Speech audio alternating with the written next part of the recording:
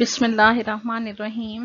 Assalamu alaikum students. Today we are going to start lecture number 21 from chapter number 3. This is our last topic today.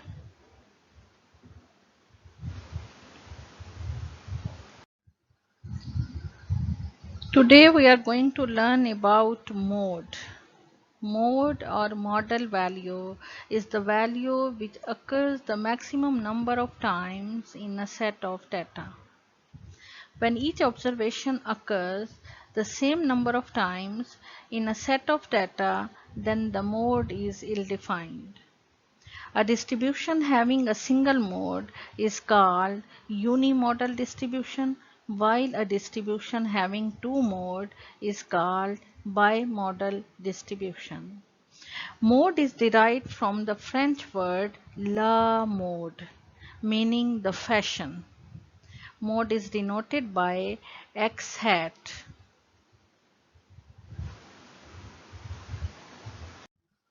Now, the calculation of mode. First of all, for ungrouped data, by inspecting the given data, we pick out the value which occurs most frequently. The value appearing maximum number of times, this repeated value will be the mode or model value, where mode is equal to xm and it is equal to the value appearing maximum number of times. Ungroup data में हमारे पास values होंगी, हम उन values में देख लेंगे कि कौन सी वैल्यू जो है वो ज़्यादा दफ़ा उसमें ज़्यादा बार रिपीट हो रही है, यानी कितनी ज़्यादा दफ़ा जो वैल्यू उस डाटा में आ रही है वो उसका मोड कहलाएगी. ठीक है, और उसको इस तरह से हम लिखेंगे. Next is mode for discrete data. Discrete data कौन सा होता है? जिसमें आपके पास x की वैल्यूज होती हैं और फ्रीक्वेंसी होती है, और उसमें हम कैसे लिखते हैं? Mode is equal to the value corresponding to the maximum frequency. हम देखेंगे फ्रीक्वेंसी के कॉलम में कि सबसे बड़ी वैल्यू जो है फ्रीक्वेंसी की कौन सी है, तो उसके सामने जो x की वैल्यू होगी वो उसका मोड होगा. Now for mode for group data. Group data के लिए क्या फार्मूला होगा? सबसे पहले मॉडल क्लास मोड, हम मोड फाइंड करने के लिए हमने मॉडल क्लास या मॉडल ग्रुप हमने फाइंड करना है. वो कौन सा होगा? The class which has maximum frequency. जिस क्लास के सामने मैक्सिमम फ्रीक्वेंसी होगी वो क्लास या वो ग्रुप जो है वो मॉडल क्लास या मॉडल ग्रुप कहलाएगा. फिर हमने मोड का ग्रुप डाटा का फार्मूला जो कि इक्वल है L plus F M minus F one divided by F M minus F one plus F M minus F two into H. अब इसमें L क्या है? L is the lower class boundary of the modal class, F M is the frequency of the modal class, F1 is the frequency preceding the model class, F2 is the frequency following the model class, and H is the class interval size of the model class. KL क्या होगा? वो जो model class हमारी आएगी उसका lower class boundary हमारा L होगा. FM जो मैक्सिमम फ्रीक्वेंसी हमने देखी थी वो FM है, उससे एक पहले वाली प्रीसीडिंग जो फ्रीक्वेंसी होगी वो F1 होगी, और उससे एक बाद वाली जो होगी वो F2 होगी फ्रीक्वेंसी. ठीक है, और H क्या होगा? H is the class interval size of that model class. ठीक है. Now, graphic location of mode. Mode can be located graphically by the following process. A histogram of the frequency distribution is drawn first. The highest rectangle represents the model class. सबसे पहले तो histogram बनाएंगे और सबसे जो highest rectangle होगा इसमें वो किसको शो करेगा? मॉडल क्लास को शो करेगा. The top right and left corner of the higher rectangle are joined with the top right corner of the preceding rectangle and the top left corner of the succeeding rectangle respectively. के जो highest rectangle होगा उसका top जो right corner होगा उसको हम preceding जो rectangle आ रहा होगा उससे थोड़ा छोटा जो होगा उसके कॉर्नर से मिला देंगे, राइट कॉर्नर से। और जो इसका लेफ्ट कॉर्नर होगा वो उससे अगली जो क्लास होगी उसके साथ दूसरी जो रेक्टेंगल होगी उसके लेफ्ट कॉर्नर से हम उसको ज्वाइन कर लेंगे। ठीक है, और जहाँ पे ये इंटरसेक्ट होगा वहीं से लाइन हम ड्रॉ करेंगे। ये आपको ग्राफ में भी नज़र आ रही होगी और वो आपका मोड को शो करेगी। जैसे कि इस ग्राफ में 165.5 जो है वो मोड है, तो ये लाइन जो है जहाँ पे वो इंटरसेक्ट हो रहा है उसको मोड को वो शो कर रहा है। ठीक है, from the point of intersection of both the lines are perpendicular on the x-axis is drawn. The point where the perpendicular meets the x-axis will be the required value of mode. ठीक है।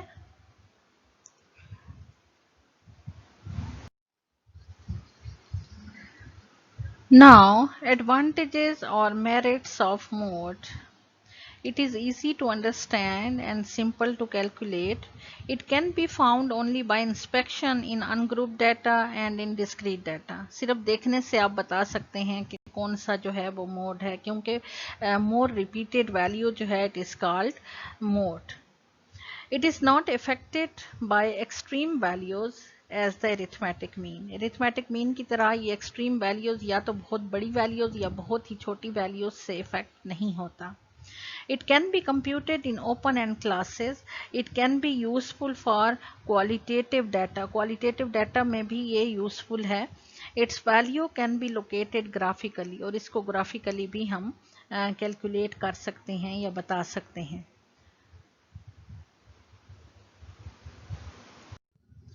Disadvantages or demerits of mode. It is not rigorously defined. It is not capable of further mathematical and statistical treatment. It is not based on all the observations. It is stable for large number of values and may be ill-defined for small number of values. Sometimes a distribution may have no mode at all or sometimes more than one mode. In a binomial distribution, there are two model classes, so it is difficult to determine the true value of mode. Mode should be used when data have predominated figure and where most common or stylish value is desired. For example, dress or shoe size. The empirical relation between mean, median and mode. In a symmetrical distribution, mean, median and mode coincides. That is, mean is equal to median, median is equal to mode. And this symmetrical figure shows the equality of these three averages. Mean is equal to median is equal to mode. In a moderately asymmetrical or skewed distribution, the median lies between the mean and the mode, and it is twice as far from the mode as from the mean. The following approximate relation holds between the three averages, and mode is equal to 3 median minus 2 mean. And the left side figure shows mean is greater than, median is greater than mode, and it is positively skewed distribution. And the right hand side figure shows the negatively skewed distribution. In this distribution, mean is less than median, median is less than mode. If any two values out of the three are given, the third value can be estimated by applying the above formula, which is mode is equal to 3 median minus 2 mean.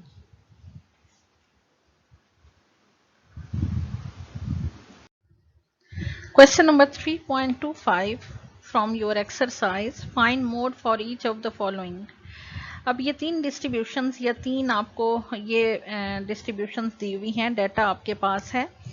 First में देखें आपके पास जो values हैं वो है 127, 129, 127, 125, 124, 127, 125 and 129। अब इसमें देखें सबसे जो ज़्यादा दफ़ा वैल्यू जो है मोस्ट रिपीटेड वैल्यू वो कौन सी है इसमें? 127 is the most repeated value. वो कितनी दफ़ा आ रही है इसमें? 3 टाइम्स। जबकि 125 जो है वो भी 2 टाइम्स है और 129 जो है वो भी 2 टाइम है। तो 127 जो है वो 3 टाइम्स है, तो ये मोस्ट रिपीटेड वैल्यू है। तो डाटा को देख के ही हम बता देंगे कि इसका मोड जो है वो क्या है, 127। अब जो बी पार्ट है उसमें देखें आपके पास जो डाटा है 101, 106, 99, 108, 76, 87, 102, 93, 14, 93। अब इसमें देखें आपके पास मोस्ट रिपीटेड वैल्यू है कोई? नहीं, सब वैल्यू एक एक दफ़ा ही उसमें आ रही है, कोई भी रिपीट नहीं हो रही वैल्यू। तो इसमें हम मोड जो है, mode is ill defined, there is no mode in this distribution. ठीक है। सी पार्ट देखें, डाटा है आपके पास 14, 16, 14, 18, 19, 12, 14, 12, 16, 17, 18, 16, 15, 15, 15, 14 एंड 16। अब इसमें आप देखें कितनी दफ़ा इसमें रिपीट हो रही हैं वैल्यूज़ और कौन सी वैल्यू जो है वो मोस्ट रिपीटेड वैल्यू है। 14 कितनी बार इसमें आ रहा है? देखें 1, 2, 3, 4 टाइम्स। ठीक है। अब 16 कितनी दफ़ा इसमें आ रहा है? 1, 2, 3, 4 टाइम्स। और जो है 18 वो कितनी दफ़ा है इसमें? 2 टाइम्स। और 15 कितनी दफ़ा आ रहा है इसमें? 15 3 टाइम्स। तो इस डिस्ट्रीब्यूशन में कितने मोड होंगे ये आपने बताना है। ठीक है, कि बाई मॉडल डिस्ट्रीब्यूशन है या यूनी मॉडल डिस्ट्रीब्यूशन है। ठीक है, इसमें एक मोड होगा, 2 होंगे या 3 होंगे, आपने बताना है। ठीक है, तो ये क्वेश्चन आपने करके मुझे बताना है।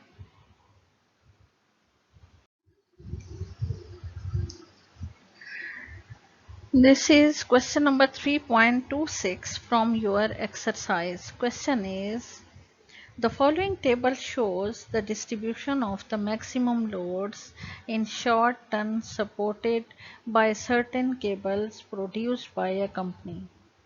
Determine the median, mean, median and mode.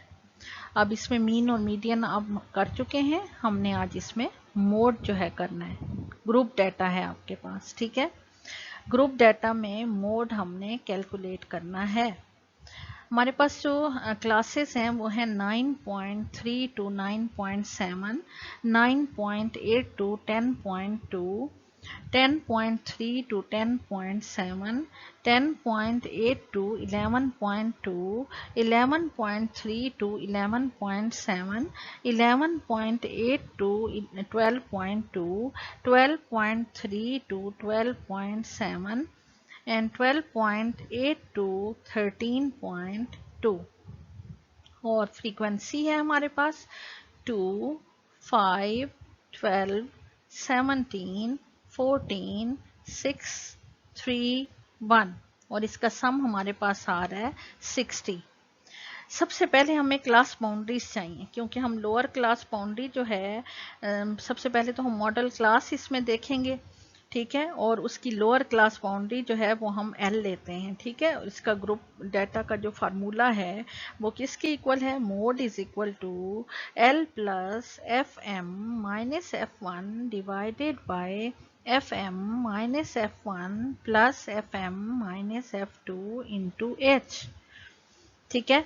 अब इसके लिए हमें वैल्यूज चाहिए, तो सबसे पहले हम क्लास बाउंड्रीज फाइंड करेंगे। हम क्या करते होते हैं, lower class limit of the second class minus upper class limit of the first class, जो भी वैल्यू आती है उसको हम 2 पे डिवाइड कर लेते हैं। तो 9.8 माइनस 9.7 डिवाइडेड बाय 2, आपके पास क्या वैल्यू आती है, 0.1 आएगा, और डिवाइडेड बाय 2 करेंगे तो 0.05 आती है वैल्यू। ठीक है, तो आपने 0.05 को ऐड करते जाना है अपर क्लास लिमिट्स में और माइनस करते जाना है लोअर क्लास लिमिट्स में। ठीक है, तो 9.3 में आप माइनस करेंगे 0.05 को, तो आपके पास ये आ जाएगा 9.25, और 9.7 में आप ऐड करेंगे 0.05 को, तो आपके पास अपर क्लास बाउंड्री आ जाएगी 9.75। ठीक है, इसी तरह से 9.8 में आप 0.05 माइनस करेंगे और 10.2 में 0.05 जो है वो ऐड करेंगे, और फिर इसी तरह से 10.3 में आप 0.05 माइनस करेंगे और 10.7 में आप 0.05 ऐड करेंगे, तो आपके पास नेक्स्ट क्लास बाउंड्रीज आ जाएंगी जो कि 10.25 टू 10.75 है। 10.8 में आप 0.05 माइनस करेंगे और 11.2 में 0.05 ऐड होगा, तो आपके पास क्लास आ जाएगी 10.75 टू 11.25। नेक्स्ट 11.3 में आप 0.05 माइनस करेंगे और 11.7 में 0.05 ऐड करेंगे, तो आपके पास क्लास आएगी 11.25 टू 11.75। अब आपने 11.8 में से माइनस करना है 0.05 और 12.2 में आपने ऐड करना है 0.05, तो ये क्लास आपके पास आ जाएगी 11.75 टू 12.25। इसी तरह से 12.3 में आपने 0.05 माइनस करना है और 12.7 में आपने 0.05 जो है वो ऐड करना है, तो आपके पास क्लास आ जाएगी 12.25 टू 12.75। इसी तरह से 12.8 में आपने 0.05 माइनस करना है और 12.2 में आपने 0.05 ऐड करना है, तो आपके पास कोरेस्पॉन्डिंग क्लास आ जाएगी 12.75 टू 13.25। ठीक है, ये आपके पास क्लास बाउंड्रीज आ गई। अब आप आ जाएं फ्रीक्वेंसी के कॉलम में। आप देखें सबसे जो बड़ी फ्रीक्वेंसी है वो कौन सी है। 17 जो है, यहाँ पे मैंने सर्कल भी करके दिखाया हुआ है आपको, ये सबसे बड़ी फ्रीक्वेंसी है, और ये मॉडल क्लास, इसके सामने जो क्लास होगी क्लास बाउंड्रीज में आप देखें वो आपकी मॉडल क्लास होगी, और ये आपका FM होगा, मॉडल क्लास की फ्रीक्वेंसी FM। और इससे एक प्रीसीडिंग जो है, एक पीछे वाली जो फ्रीक्वेंसी है वो आपका F1 होगा, और इससे बाद वाली जो फ्रीक्वेंसी है वो आपकी F2 होगी। ठीक है, 12 F1 हो गया और इसके एक बाद वाली जो फ्रीक्वेंसी है वो आपकी F2 हो गई। अब आपके पास ये सारी वैल्यूज आ गई, अब आपने इसके फार्मूले में पुट करनी है। अब जो मॉडल क्लास है उसकी लोअर क्लास लिमिट कौन सी है, 10.75, L की जगह आपने वो ऐड की, प्लस FM आपके पास है 17 माइनस F1 जो है वो आपके पास 12 है, डिवाइडेड बाय FM 17 है minus F1 12 plus FM 17 minus F2 जो है वो आपके पास है 14। ठीक है, अब इस पे H जो है वो कितना है, आपने 10.25 में से माइनस कर लेना है 9.75 को, तो आप देखें आपके पास जो क्लास इंटरवल साइज आ रहा है वो 0.5 आ रहा है। ठीक है, किस में से करेंगे, 10.25 में से आप माइनस कर दें 9.75 को। ठीक है, तो आपके पास ये क्लास इंटरवल साइज आ जाएगा, तो 0.5 जो है ये आपका क्लास इंटरवल साइज H आ जाएगा। तो इसको आपने सॉल्व करना है, 17 में से 12 माइनस करेंगे और 5 आ जाएगा। 5 को 0.5 से मल्टीप्लाई करेंगे, नीचे 17 में से 12 माइनस करें तो 5 आएगा, प्लस 17 माइनस 14 आपके पास आ जाएगा 3, ये 8 के इक्वल आ जाएगा। 5 को 0.5 से मल्टीप्लाई करेंगे, डिवाइडेड बाय 8 करेंगे तो हमारे पास वैल्यू आती है 0.031 और इसको ऐड करेंगे किस में, 10.75 में, तो हमारे पास मोड आ जाएगा 11.06। नेक्स्ट एग्जांपल है 3.28। ठीक है, 3.28 एग्जांपल है, ये भी फॉर ग्रुप डाटा है। अब इसमें आपको देखें वैल्यूज x की दी हुई हैं, लेकिन हम इसको डिस्क्रीट डाटा, इसमें x की वैल्यूज भी हैं और फ्रीक्वेंसी भी है, लेकिन हम इसको डिस्क्रीट डाटा के उसमें इसलिए नहीं करेंगे क्योंकि ये वेट्स हैं। वेट्स जो हैं वो कंटिन्यूअस डाटा के लिए होते हैं, वो डिस्क्रीट डाटा नहीं होगा। वेट्स हैं, हाइट्स हैं, या पढ़ चुके हैं, ठीक है। तो इसलिए हम इसको जो है वो कंटिन्यूअस डाटा या ग्रुप डाटा के लिए हम इसको करेंगे। अब ग्रुप डाटा में लाने के लिए आप कहेंगे आपको तो क्लास बाउंड्रीज चाहिए, क्लासेस चाहिए, तो वो कैसे हम फाइंड करेंगे। उसके लिए मैंने आपको नेक्स्ट जो कॉलम बनाया है क्लास बाउंड्रीज का, उसमें मैंने आपको फार्मूला बताया है x plus minus H divided by 2। h क्या होगा, जो इन वैल्यूज के x की जो वैल्यूज हैं इनके दरमियान जो इंटरवल आ रहा है, जैसे 63 और 64 में कितने का इंटरवल है, 1 का है, सब में इक्वल इंटरवल है, 1 का आ रहा है, ठीक है। 64 और 65 यानी एक एक का इनमें डिफरेंस है, तो h क्या हो जाएगा 1 डिवाइडेड बाय 2। ठीक है, आपके पास 1 डिवाइडेड बाय 2 क्या आ जाएगा 0.5। तो अब आपने x की हर वैल्यू में एक दफ़ा 0.5 माइनस करेंगे तो लोअर लिमिट्स आ जाएंगी, और एक दफ़ा 0.5 उसमें ऐड करेंगे तो आपके पास अपर लिमिट्स आ जाएंगी। इस तरह से आप इसकी क्लास बाउंड्रीज फाइंड कर लेंगे, ठीक है। अगर इस तरह का कोई क्वेश्चन मीन वगैरह में भी आपको आ जाता है तो उसमें भी आप इस तरह से क्लासेस या क्लास बाउंड्रीज आप फाइंड कर सकते हैं। आ गई समझ। अच्छा, अब क्लास क्या करेंगे, 63 में जो है माइनस करेंगे 0.5 को तो हमारे पास लोअर लिमिट आ जाएगी और ये फर्स्ट क्लास बन जाएगी 62.5, और उसमें अगर प्लस करेंगे 0.5 को तो 63.5 हो जाएगा। तो हमारे पास फर्स्ट जो क्लास बन जाएगी वो होगी 62.5 टू 63.5। फिर नेक्स्ट में 64 में हम 0.5 माइनस करेंगे तो 63.5 लोअर लिमिट आ जाएगी, और उसमें ऐड करेंगे तो उसकी अपर लिमिट 64.5 आ जाएगी। तो इस तरह से आपके पास ये नेक्स्ट क्लास आ गई। फिर उसके बाद 65 में 0.5 जो है हम माइनस करेंगे तो हमारे पास 64.5 इसकी लोअर लिमिट आ गई, और इसमें 0.5 ऐड करेंगे तो 65.5 इसकी अपर लिमिट आ गई। फिर इसी तरह से 66 में भी हमने 0.5 जो है वो माइनस करना है तो लोअर लिमिट आएगी, और अगर उसमें ऐड करेंगे तो उसकी अपर लिमिट आ जाएगी, ये नेक्स्ट क्लास आ जाएगी।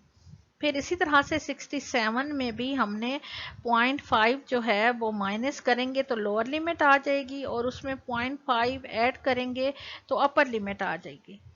फिर 68 में 0.5 एक दफ़ा माइनस करेंगे और एक दफ़ा प्लस करेंगे, माइनस करेंगे तो लोअर लिमिट आ गई 67.5, और उसमें ऐड करेंगे 0.5 तो वो अपर लिमिट आ जाएगी 68.5।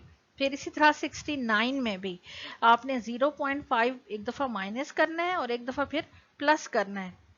माइनस करेंगे तो आपके पास 68.5 लोअर लिमिट आ जाएगी, और अगर उसमें प्लस करेंगे तो 69.5 उसमें अपर लिमिट जो है वो आ जाएगी। इसी तरह से 70 में आपने 69.5 आपका आ जाएगा, क्योंकि आपने एक दफ़ा उसमें 0.5 माइनस करना है और एक दफ़ा उसमें 0.5 ऐड करना है। माइनस करेंगे तो 69.5 लोअर लिमिट आ जाएगी, और प्लस करेंगे तो अपर लिमिट 70.5 जो है वो आपके पास आ जाएगी। इसी तरह फिर 71 में भी करेंगे, 70.5 जो है 0.5 माइनस करने से लोअर लिमिट आ जाएगी, और उसमें ऐड करेंगे 0.5 तो आपके पास 71.5 अपर लिमिट आ जाएगी। ठीक है, अब आप आ जाएं फ्रीक्वेंसी के कॉलम में। पहले हम अपने फार्मूले को देखेंगे। ग्रुप डाटा का फार्मूला क्या है? Mode is equal to L plus F M minus F one divided by F M minus F one plus F M minus F two into H. ठीक है, अब एच इसमें क्या है? 1 का इंटरवल है, 1 का आ रहा है ना। देखें 64.5 में से आप माइनस करें 63.5 को, या x की वैल्यूज को आप देखें, उनमें 1 का इंटरवल है, तो h क्या है? यहाँ पे 1 है। अब हमें fm चाहिए, f1 चाहिए, f2 चाहिए और l की वैल्यू। तो सबसे पहले हम फ्रीक्वेंसी के कॉलम में आ जाएं, उसमें देखें सबसे बड़ी फ्रीक्वेंसी कौन सी है। सबसे बड़ी फ्रीक्वेंसी यहाँ पे मैंने आपको सर्कल करके उसको दिखाया हुआ है, वो है 30।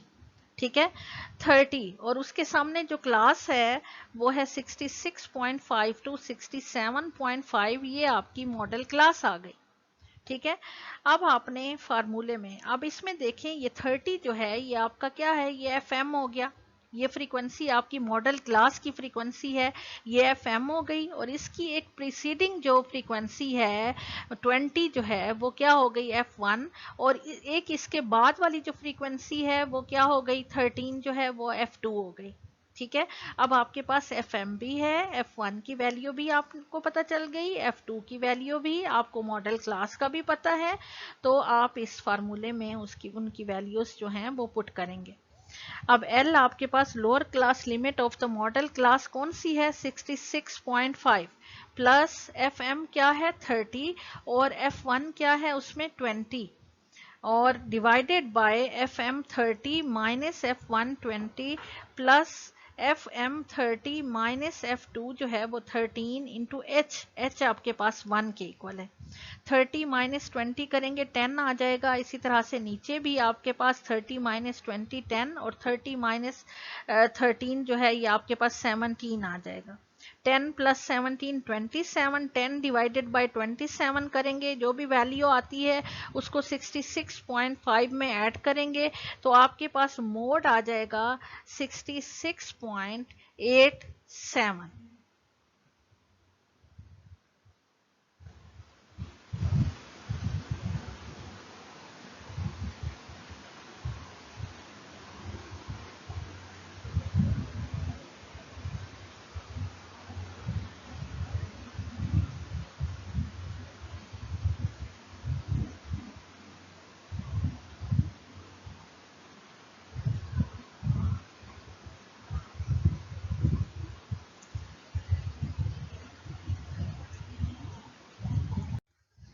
The next question is 3.29 from your exercise, और ये क्वेश्चन इम्पॉर्टेंट है, और ये अक्सर शॉर्ट क्वेश्चंस में जो है ये आता है। If the mode and mean of a moderately symmetrical series are 16 and 20.2 respectively, compute the value of median। अभी आपने रिलेशनशिप पढ़ा है मीन, मीडियन और मोड का, और उसमें आपने फार्मूला पढ़ा है मोड के लिए, mode is equal to 3 median minus 2 mean. तो इसमें से आपने उसमें भी पढ़ा है, जो आपने डिस्कशन उसमें देखी कि उसमें आपने बताया कि अगर 2 एवरेजेस आपको पता हैं तो इस फार्मूले से आप तीसरी एवरेज जो है वो खुद कंप्यूट कर सकते हैं।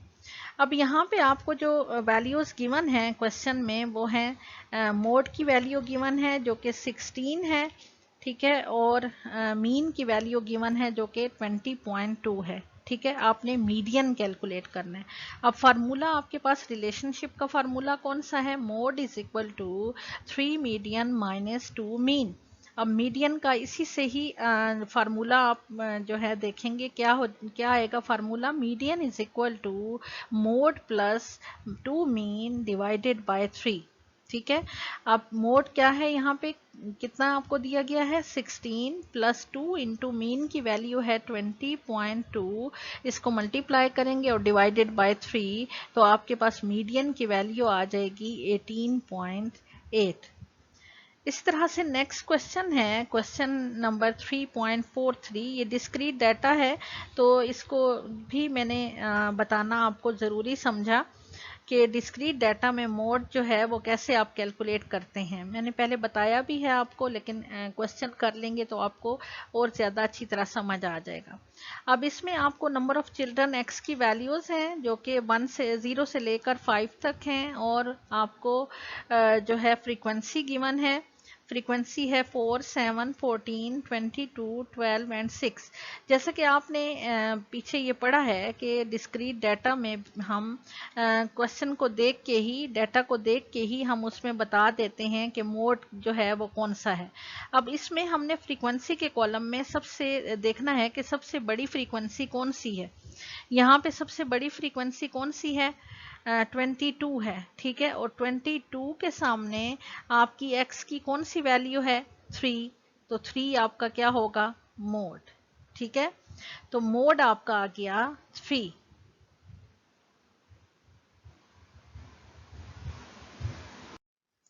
Girls, this is your today's home task.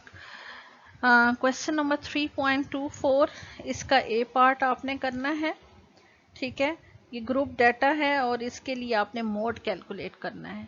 इसी तरह से क्वेश्चन नंबर 3.26 है, 3.26 वो भी आपने करना है। ग्रुप डाटा वो भी अनग्रुप डाटा के लिए आपने मोड कैलकुलेट करना है। 3.27 क्वेश्चन है, ये भी ग्रुप डाटा है। ग्रुप डाटा के लिए आपने मोड कैलकुलेट करना है, ठीक है। मीन और मीडियन इसके लिए आप पहले कर चुके हैं। और 3.39 क्वेश्चन है, इसमें भी आपने मोड कैलकुलेट करना है, ठीक है। ग्रुप डाटा है इसे, और ग्राफिक मेथड से करना है आपने मोड। ग्राफ बनाना है इसका, आपको मैंने अभी बताया है, ठीक है। फिर 3.43 क्वेश्चन है, इसका आपने सी पार्ट करना है, ठीक है। उसमें मोड कैलकुलेट करना है, ग्रुप डाटा है। और इसी तरह से 3.40 और 3.41 जो है, 3.40 ये क्वेश्चन है। इसमें आप परसेंटाइल्स, क्वार्टाइल्स और मीडियन पहले कर चुके हैं, मीन भी कैलकुलेट कर चुके हैं। अभी आप मोड इसमें कैलकुलेट करेंगे, ठीक है। इसके बाद है 3.41 क्वेश्चन, इसमें आप पहले मीन भी कैलकुलेट कर चुके हैं, मीडियन भी, geometric mean, harmonic mean, quartiles, deciles और परसेंटाइल्स। आज आप इस डाटा से मोड कैलकुलेट करेंगे, ठीक है। इन तमाम क्वेश्चंस को आप सॉल्व करें और मुझे ग्रुप जो आपका है, सब्जेक्ट ग्रुप है, उसमें सेंड करें।